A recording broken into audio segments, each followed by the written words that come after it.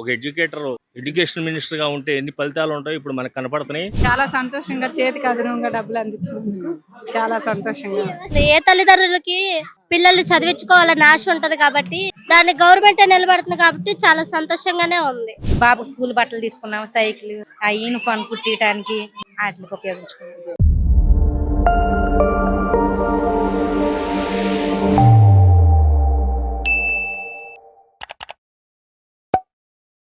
అన్న తల్లికి వందనం అని చెప్పి 2వ సంవత్సరం కూడా డబ్బులు వేశారు కదా అకౌంట్ లో, ఎలా అనిపిస్తాం? మాకు చాలా సంతోషంగా ఉంది. ఈ సంవత్సరం ఇద్దరికి పడ్డాయి, మా ఇంట్లో పిల్లలు ఇద్దరికి పడ్డాయి. ఈ సంవత్సరం ఇంటర్మీడియట్ అయిపోతాన అబ్బాయి ఇంజనీరింగ్కి వెళ్ళాడు, అమ్మాయికి మటుకి తల్లికి వందనం జమైంది. అది చాలా ఉపయోగకరంగా ఉన్నాయి. ఆర్థికంగా మధ్యతరగతి ఉన్నాం మేము, అవి వాడుకొని పిల్లల్ని చదివించుకోవడానికి చక్కగా మాకు ఉపయోగపడుతుంది.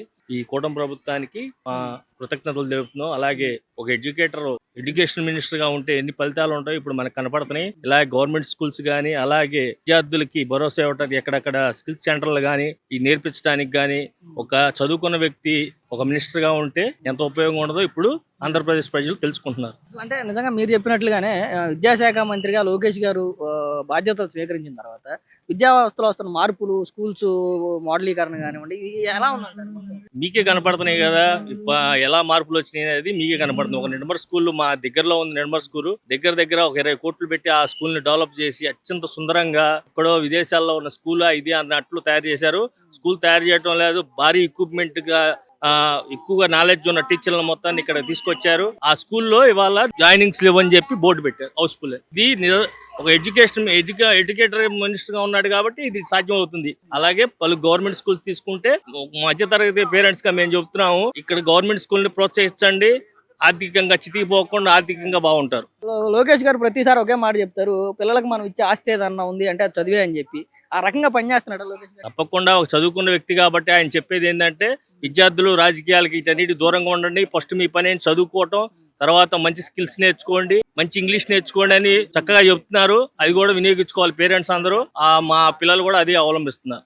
అంటే లోకేష్ గారి పనితీరు ఎలా ఉందంటారు విద్యా వ్యవస్థలో సమూల మార్పులకి శ్రీకారం చుట్టాడు. సమూల ప్రభుత్వ బడులకు పంపించే పేరెంట్స్ కూడా ఆవాహన తీసుకొచ్చి ప్రభుత్వ స్కూల్స్ అన్ని కూడా పిల్లలతో కలకలాడేటట్టు అన్ని మార్పులు తీసుకొస్తున్నాడు. ఆయన ఇంకా ఉండాలని మేము కోరుకుంటున్నాం. అన్న తల్లికి వందనం పేరుతో నారా లోకేష్ గారు విద్యాశాఖ మంత్రిగా, ముఖ్యమంత్రిగా చంద్రబాబు నాయుడు గారు 2వ విడత కూడా పిల్లల ఖాతాల్లో డబ్బులు వేసినటువంటి పరిస్థితి ఏంటి, ఎలా చూడొచ్చు అంటారు? తల్లికి వందనం అంటే ఆ రోజు ఆ ప్రభుత్వాల్లో వచ్చి రాక చాలా బాధపడేవాళ్ళు. ఈ రోజు ఈ ప్రభుత్వంలో, ఈ కూటమి ప్రభుత్వంలో ఎంతమంది పిల్లలు ఉంటే అంతమందికి కూడా న్యాయం చేద్దా అని పెద్ద మనసుతో ఆలోచించి ఈ తల్లికి వందనం కార్యక్రమం పెట్టినందుకు చాలా సంతోషంగా ఉంది. ప్రతి ఒక్క పేదవాడు కూడా మంచిగా అభివృద్ధి చెందాలి. పిల్లలకి ఆ డబ్బులతో పిల్లలు చిన్న సైకిల్ అయితేనే ఉంది, బట్టలు అయితే ఉంది, ఇంట్లో వసతులు కూడా చేసుకుంటున్నారు. ఎంతో ఆనందకర విషయం. అంటే గత ప్రభుత్వాన్ని చూసాం, ఎన్నికల్లో గెలవడం కోసం అని చెప్పి హామీలు ఇచ్చారు, కానీ హామీలకు మాత్రం పరిమితం చేసి ఇంట్లో ఎంతమంది ఉంటే అంతమందికి ఇస్తామని చెప్పి కేవలం ఒక్కరికి మాత్రం పరిమితం చేసి కొంతమంది పిల్లల నుంచి విద్యను దూరం చేసినటువంటి పరిస్థితులు చూసాం. ఈ రోజు కూటమి ప్రభుత్వం అలా కాకుండా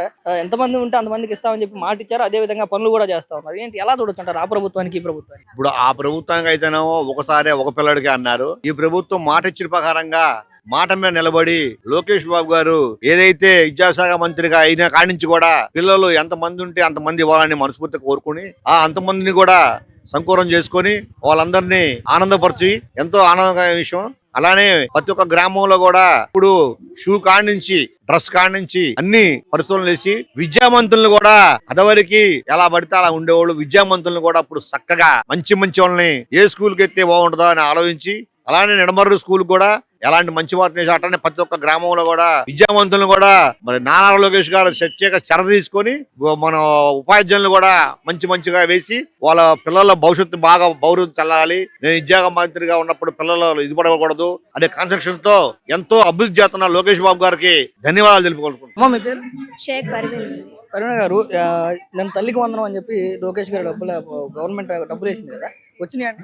వచ్చింది సార్. ఎంతమంది ఉన్నారండి మీకు పిల్లలు? ముగ్గురు పిల్లలు సార్. ముగ్గురు పిల్లలు పడ్డాయి సార్. ఎలా అనిపిస్తుంది అంటే ముగ్గురు పిల్లలను చదివించుకోవడానికి సాధారణ మధ్యతరగతి కుటుంబాలు చాలా కష్టపడాలి. అలాంటిది ప్రభుత్వమే ఆదుకొని ఈరోజు డబ్బులు వేసింది కదా, ఎలా అనిపిస్తుంది? బాగా బాగా సౌకర్యంగా ఉంది. బాగా ఎలా ఉపయోగపడ్డాయి మీకు ఆ డబ్బులు? చదువుకు సంబంధించి పడ్డాయి సార్.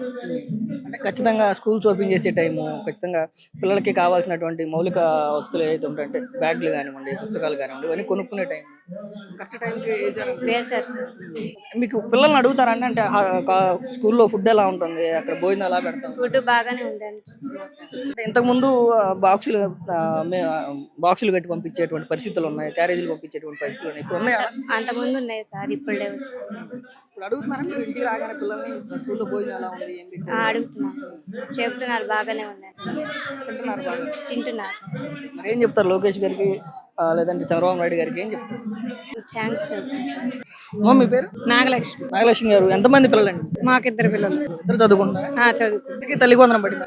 పడినాయి 26,000 పడి. ఎలా అనిపించింది అంటే ఒకసారి అకౌంట్ లో డబ్బులు చూడగానే ఎలా అనిపించింది? సంతోషంగా ఉంది. పిల్లల ద్వారా డబ్బులు పడటం అంటే సంతోషంగా.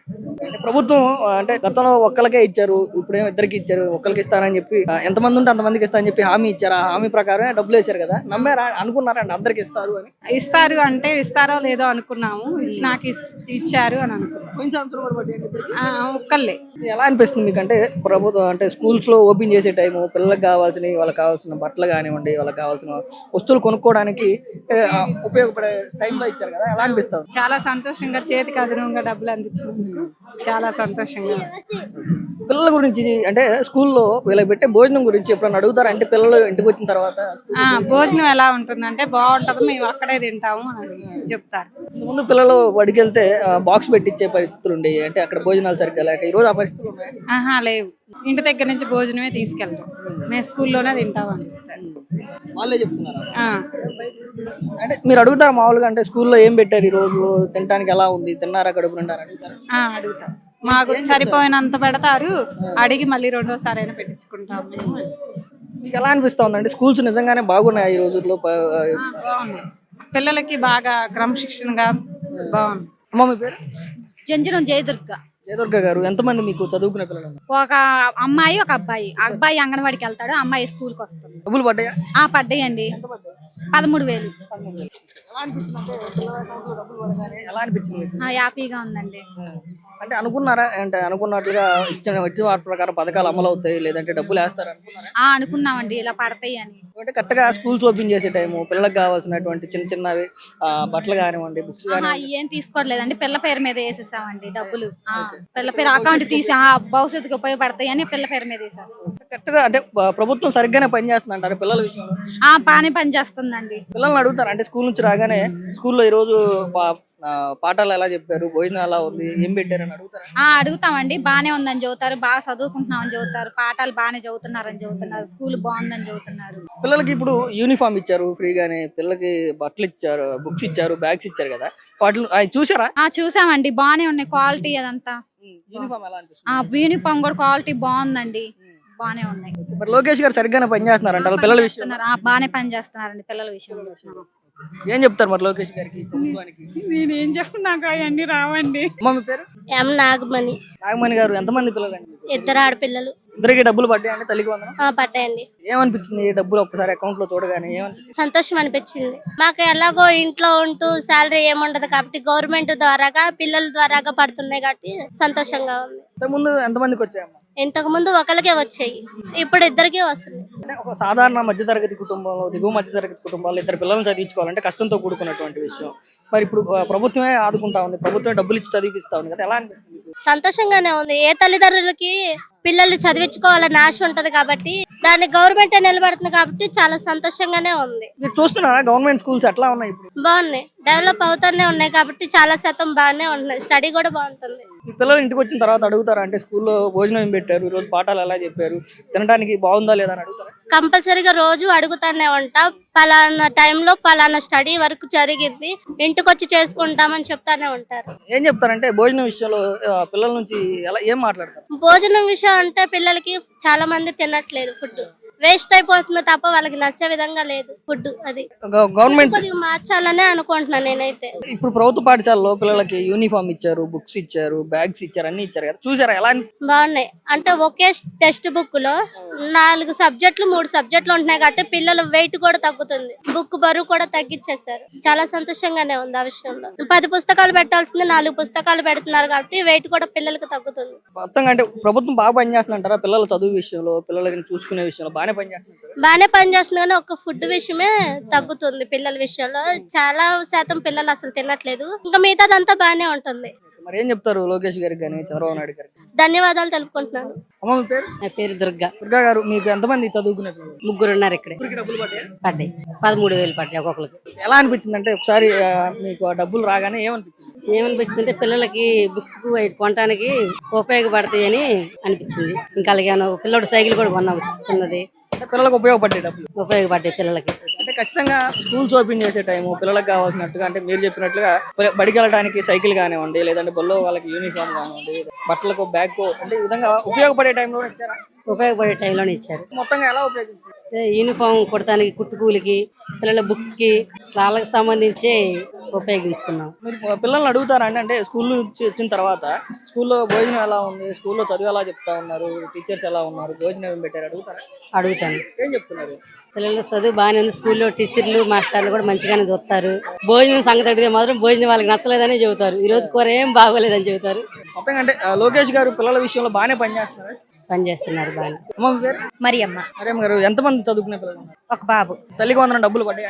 పడ్డాయండి 13,000. ఎలా అనిపిస్తుంది అంటే డబ్బులు ఒకసారి అకౌంట్ లోకి రాగానే ఏమనిపించింది? మంచిగా అన్ని అవసరాలకి బాబుకి స్కూల్ బట్టలకైనా అన్నిటికి ఉపయోగపడితే మంచిగానే అండి. మీరు ఎలా ఉపయోగించుకున్నారు? బాబుకి స్కూల్ బట్టలు తీసుకున్నాం, సైకిల్, ఆ యూనిఫామ్ కుట్టియడానికి వాటికి ఉపయోగించుకున్నాం. అంటే ఉపయోగపడుతున్నాయి అంటే కరెక్ట్ టైంకే ఇచ్చిందా గవర్నమెంట్ డబ్బులు? వచ్చింది. స్కూల్ గురించి ఎలా ఉందా అంటే స్కూల్కి వెళ్ళి వచ్చిన తర్వాత పిల్లలు అడుగుతారా సాయంత్రం పూట స్కూల్లో భోజనం ఎలా పెట్టారు? అడుగుతాం, మేము కూడా వస్తుంటాం ఒక్కోసారి మధ్యాహ్నం. బానే ఉంటది.